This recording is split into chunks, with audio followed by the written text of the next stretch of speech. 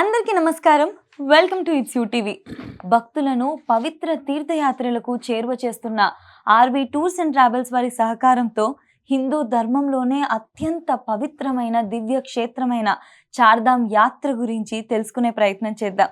అది కూడా మరెవరితో కాదు, బ్రహ్మశ్రీ నూరి నారాయణమూర్తి గారితో మాట్లాడి ఆర్వి టూర్స్ అండ్ ట్రావెల్స్ వారితో వారి యొక్క అనుబంధం ఏ విధంగా ఉంది, అసలు ఆ యాత్ర యొక్క ప్రాముఖ్యత ఏంటి, ఎందుకంత విశిష్టతమైంది అని తెలుసుకునే ప్రయత్నం చేద్దాం.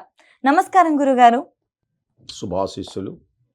శ్రీ మహాగణాధిపతయే నమః, సరస్వత్యై నమః, శ్రీ గురుభ్యో నమః. అద్భుతమైనటువంటి యాత్ర, జన్మలు తరించే యాత్ర. చార్ధామ్ యాత్ర అంటేనే గంగ జన్మించిన చోటు, యమునా నది జన్మించిన చోటు. ఏ దివ్యమైనటువంటి పరమేశ్వరుడు ఆనందించి పునీతమైనటువంటి కేదార్నాథ్, హిమాలయముల యొక్క సొగసులతో ప్రకాశించి అద్భుతమైనటువంటి ప్రదేశం, పరమేశ్వరుడు నివాసం, కైలాసవాసం కేదార్నాథ్ అంటే.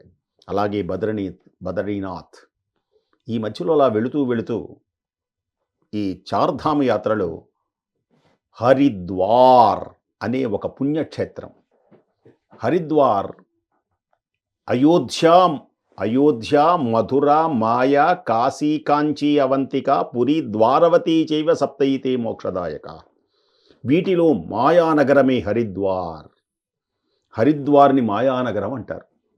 ఈ పుణ్యమైనటువంటి ఒకానొక సమయమున భగీరథుడు గంగను భూమి మీదకు తీసుకురావడానికి పరమేశ్వరుడి గురించి తపస్సు చేస్తే, ఆ పరమేశ్వరుడు హిమాలయముల మీదకు వచ్చి జడలు విదిలించాడు గంగ రాకకై.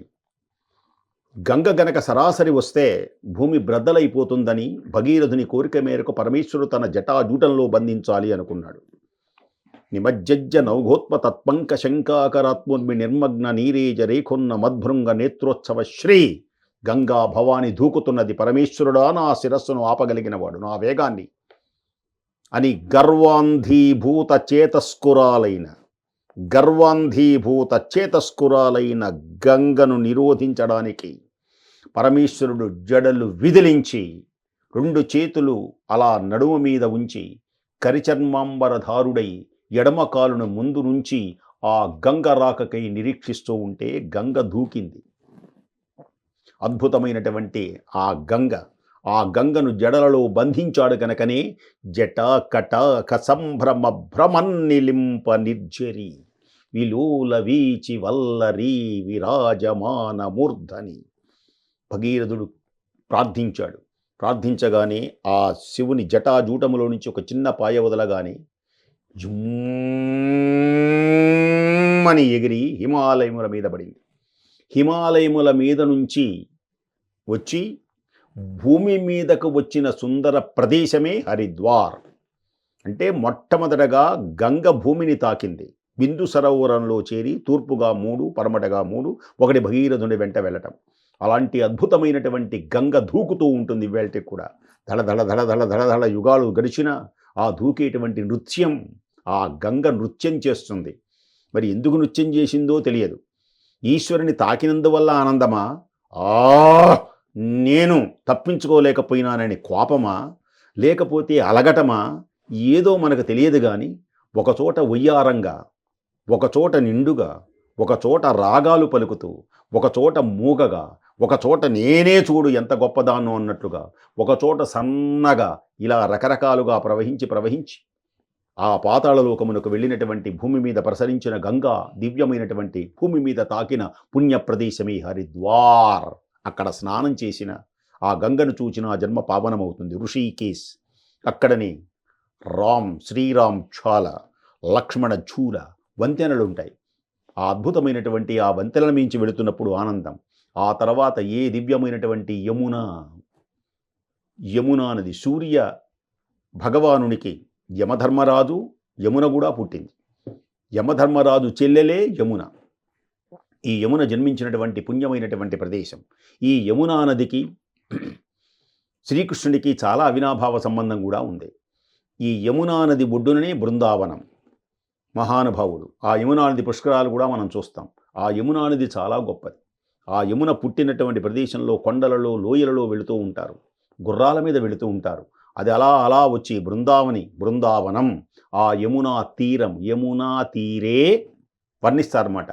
యమునా తటమున మోడులు విరిసి, యమునా తటమున మోడులు విరిసి, పూలు పూచెనవి గోపాలని, మధుమురళీగానలీలా. ఆ పుణ్యమైనటువంటి యమున, అలాగే గంగ, భూమి మీదకు గంగ పుట్టుగా జరిగినటువంటి చోటు, అద్భుతమైనటువంటి కేదార్నాథ్. పార్వతి తపస్సు చేసింది అక్కడనే పరమేశ్వరుడి గురించి. పరమేశ్వరునికి చన్నీళ్లు బాగుండవని వేణీళ్లు పెట్టిందిట. అంతా చల్లగా ఉన్న ఒక చోట మాత్రం వేణీళ్ళ గుండ ఉంటుంది. ఆ ఉయ్యారాలుగా అంబరచుంబి శరస్సరజ్జరీ పటల, అంబరచుంబి శరస్సరజ్జరీ పటల, ముఖర్ముఖరులుడదభంగ తరంగ మృదంగ నిస్వనస్వన నటనానుకూల పరిపుల్ల కలాప కలాపి జాలమున్, కటక చరత్కరేణు కరకంపిత సాలము శీతశీలము. అనేక గ్రంథాలలో ఈ కేదార్నాథ్ వెళుతున్నప్పుడు ఆ పుణ్యమైనటువంటి హిమాలయాలను అద్భుతంగా వర్ణిస్తారు. కేదార్నాథ్లోనే శంకర భగవత్పాదులు అలా కైలాసానికి వెళ్ళింది. పాండవులు కూడా ఇటు నుంచే వెళ్ళింది. అలాంటి అంటే ఈశ్వరునికి నిలయం. కైలాసంలో ఈశ్వరుడు ఉంటాడు కదా, ఆ ఈశ్వరుడే కేదార్నాథ్. అలాగే బదరీనాథ్, నరనారాయణుడు తపస్సు చేసిన పుణ్యం. అక్కడనే బ్రహ్మకపాలం ఉంటుంది. నరనారాయణులు తపస్సు చేసి ఈ భూమి మీద కృష్ణ అర్జునులుగా పుట్టారు. నరనారాయణ జననము ధరణికి ముదమాయే, నరనారాయణ జననము ధరణికి ముదమాయే, సురలు మురిసి సుధలు చింది విరివానలు కురిసే.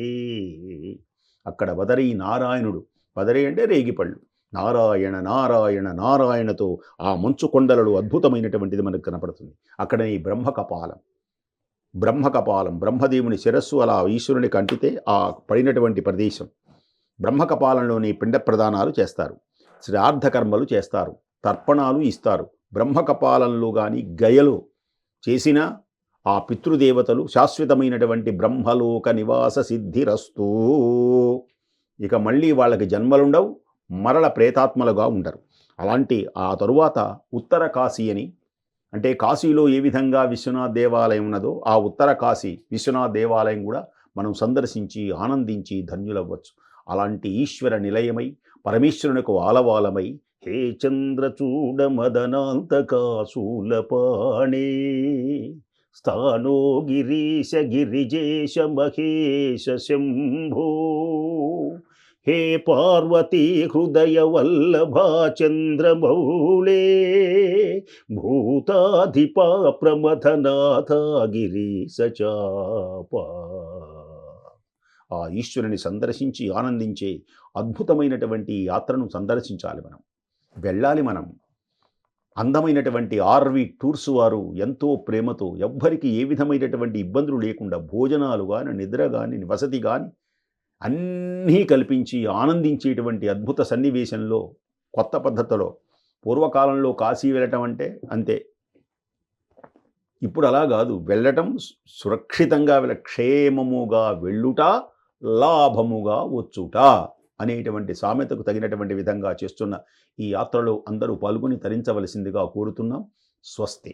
చాలా చక్కగా అద్భుతంగా వివరించారు గురుగారు. మా అందరికీ కూడా ధన్యవాదాలు గురుగారు. విన్నారు కదా గురుగారు మాటల్లో చార్ధామ్ యాత్ర యొక్క గొప్పతనాన్ని ఎంత అందంగా వివరించారో. మానవ జన్మలో ఖచ్చితంగా వెళ్ళి దర్శించుకొని తరించిపోవాల్సిన యాత్ర చార్ధామ్ యాత్ర.